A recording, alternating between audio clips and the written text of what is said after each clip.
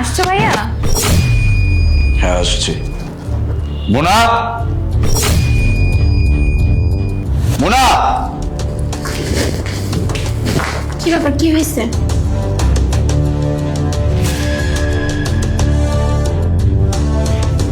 আচ্ছা ঠিক আছে, আমি বুঝাচ্ছি, দাঁড়াও।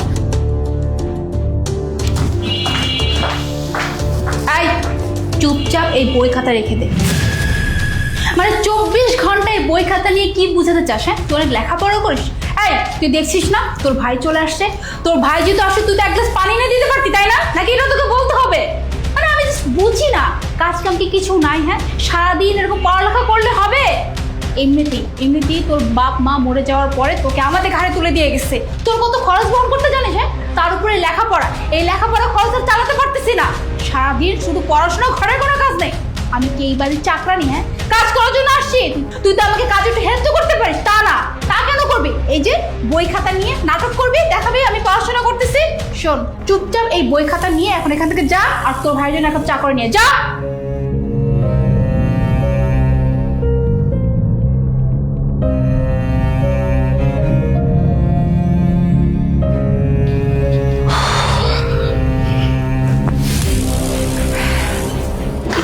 আচ্ছা তুমি বসো, আমি আসতেছি।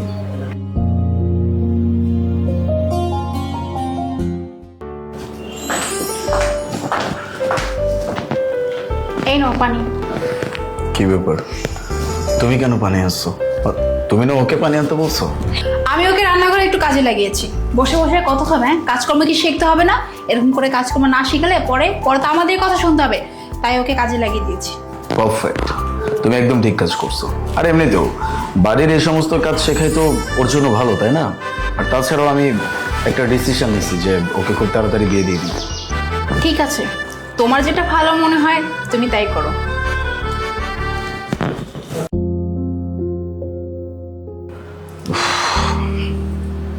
কি ব্যাপার, আজকে এত জলদি চলে আসলে যে তুমি?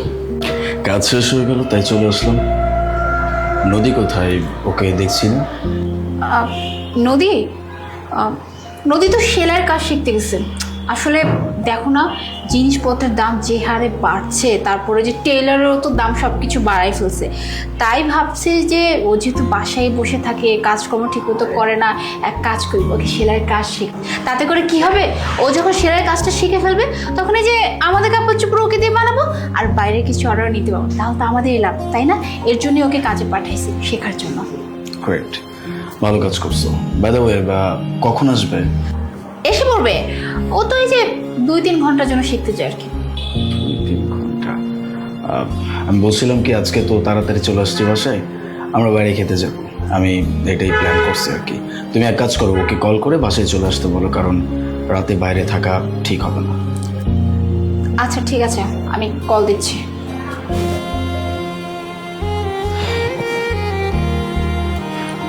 হ্যাঁ নদী, আচ্ছা তুই তাড়াতাড়ি চলে আয়, কেমন? তোর ভাইয়া বাসায় চলে আসছে। আচ্ছা ঠিক আছে। ঠিক আছে, আমি ফ্রেশ হয়ে নিই, চেঞ্জ করতে হবে।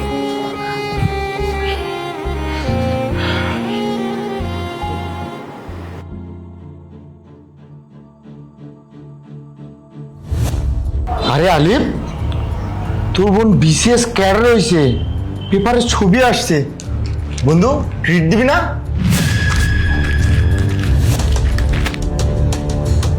তাই তো, এটা তো নদীরই ছবি। বিসিএস ক্যাডার, তাও আবার টপ করছে। বন্ধু ট্রিট দিবি না?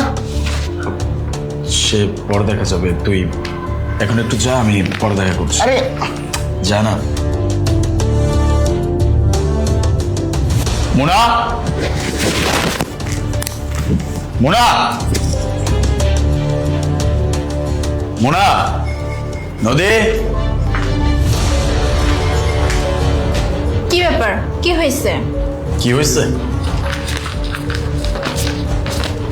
এই যে দেখো, নদীর ছবি। ও নাকি বিসিএস ক্যাডার হয়েছে। কিরে, তুই বিসিএস ক্যাডার হয়েছিস? হ্যাঁ ভাইয়া, এটা আমি। বাহ, আলহামদুলিল্লাহ, আজকে সত্যি আমি অনেক খুশি। আমি যে কতটা খুশি এটা আমি তোমাদেরকে বলে বুঝাইতে পারবো না। মানে একটা জিনিস ভেবে দেখো, আমাদের পুরো গোষ্ঠীর ভিতরে এমন একটা মানুষ নাই যে মানুষটা আজকে পর্যন্ত কোনো একটা সরকারি চাকরির ব্যবস্থা করতে পারছে। আর তুই বিসিএস ক্যাডার হয়ে গেছিস। কিন্তু আমি একটা জিনিস বুঝতে পারতেছি না, আমি তো তোকে পড়াশোনা করতে দিতাম না, মানে যখনই তুই পড়তে বসতি আমি তোকে বাধা দিতাম, তাহলে বিসিএস ক্যাডার কিভাবে সম্ভব? সেটা আমি বলছি। নদী, তোমাকে আমি কতবার করে বলেছি তোমার ভাইয়ের সামনে তুমি পড়াশোনা করবে না। তুমি জানো না যে তোমার ভাই সব পছন্দ করে না? তারপর তুমি তোমার ভাইয়ের সামনে বই নিয়ে বসেছিলে।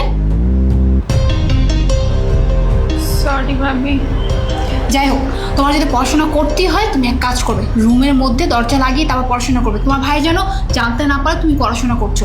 আর এখন তুমি এক কাজ করো, তুমি রুমে যাও, আমি তোমার জন্য নাস্তা রেডি করতেছি। যাও। ঠিক আছে ভাবি।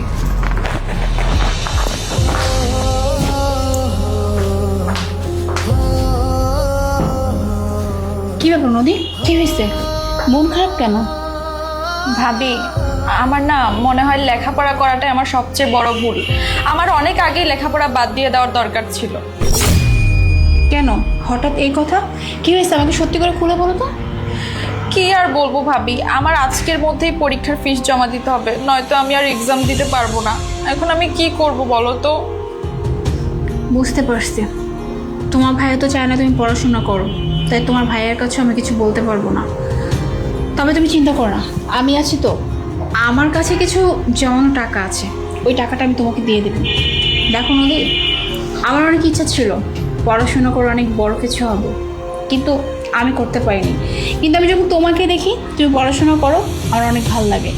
আর তাই তো আমি চেষ্টা করি তোমার ভাইয়ের নজর থেকে বাঁচে যতটুকু তোমাকে রাখা যায়। তো আমি তোমাকে কথা দিলাম, তোমাকে সাপোর্ট করার জন্য যা যা করা লাগে আমি তাই করবো। তুমি টেনশন করো না, কেমন? ভাবি, তুমি না অনেক ভালো জানো। আমি না সবার কাছে শুনি যে তাদের ভাবিরা কত খারাপ, কিন্তু আমার ভাবি তো সবার চেয়ে আলাদা, সবার চেয়ে ডিফারেন্ট। আমার ভাবি অনেক অনেক ভালো। তুমি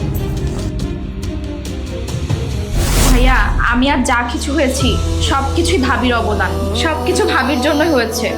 ভাবি যদি আমাকে সাপোর্ট না করতো তাহলে আমি আজকে বিসিএস ক্যাডার হতে পারতাম না। থ্যাংক ইউ সো মাচ ভাবি।